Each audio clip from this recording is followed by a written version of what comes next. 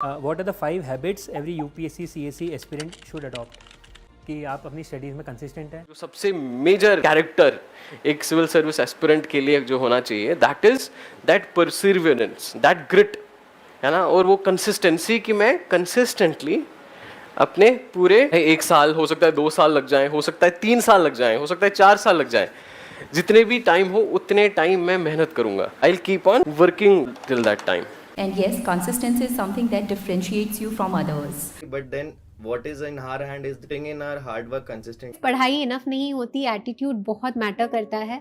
उसके लिए ज़रूरी है कि आप परसिवरेंस रखें, मतलब अप्स डाउन्स हर समय पर एक कंसिस्टेंट लेवल ऑफ पढ़ाई को मेंटेन रखिए, तभी शायद कम अटेम्प्ट्स में आपका सिलेक्शन हो पाएगा. एक डेडिकेशन होना चाहिए कि आप हार्डवर्क करने के लिए रेडी हैं. तो हार्डवर्क एक दिन वाला नहीं चाहिए, एक कंसिस्टेंट, एक डेली हार्डवर्क चाहिए. ये ऐसा नहीं है कि चलिए 2 दिन पढ़ लिया और तीसरे दिन चलो ठीक है हो गया. ये हर दिन का हार्डवर्क है. There is no second to hard work. Victory has always been a cause that you create and not an effect. You can't aim to get into top 100 and then not work, completely leave portions of the syllabus and go and sit in the exam. Hard work beats talent when talent does not work hard. Even if we are not very talented as per the societal standards, if we are very hardworking, we can overcome that. Newspaper reading बहुत important है, वो आपको करनी चाहिए. 60% of prelims will come from newspaper. 60% of mains will come from newspaper and interview is newspaper based. सब इतना ज़्यादा percentage is dedicated to newspaper only. How can we reduce time limit? And it takes time. And it takes time for everyone. And you have to give newspaper that much respect. You can't cut down time. तो fourth, UPSC के जो syllabus है and pass year question है उनको एक बार देखिए ज़रूर. Previous year question analyse करेंगे ना तो आपको ये खुद समझ में आएगा कि हमें क्या पढ़ना है और क्या छोड़ना है. यही स्मार्ट वर्क है.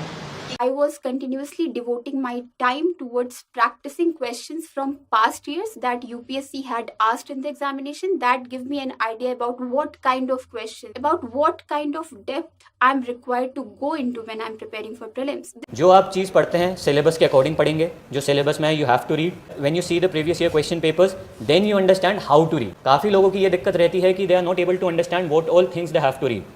Until and unless you see the previous year papers, you are not going to realize that fact. So that is very important.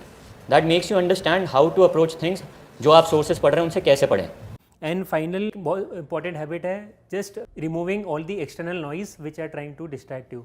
Surround yourself with positivity. Stay away from negativity. जो भी आपके दोस्त हैं, relatives हैं, if you get negative vibes from them. आपको one and only UPSC को priority बना के चलना है for the complete 1.5 years.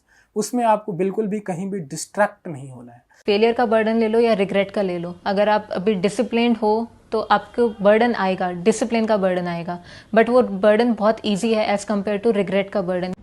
Courageous होना चाहिए, हमारे अंदर करेज होनी चाहिए. और सबसे बड़ी करेज ये होनी चाहिए कि हम हमारी जो गलतियाँ हैं, जो हमारी वीकनेसेस हैं, उनको एक्सेप्ट करें.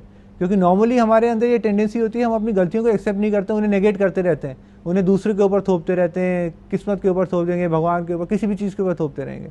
मगर हमारी जो गलतियाँ हैं हम उन्हें एक्सेप्ट करें, क्योंकि तब एक्सेप्ट करेंगे तभी हम उनको इम्प्रूव कर सकते हैं और तभी हम जो है आगे बढ़ सकते हैं.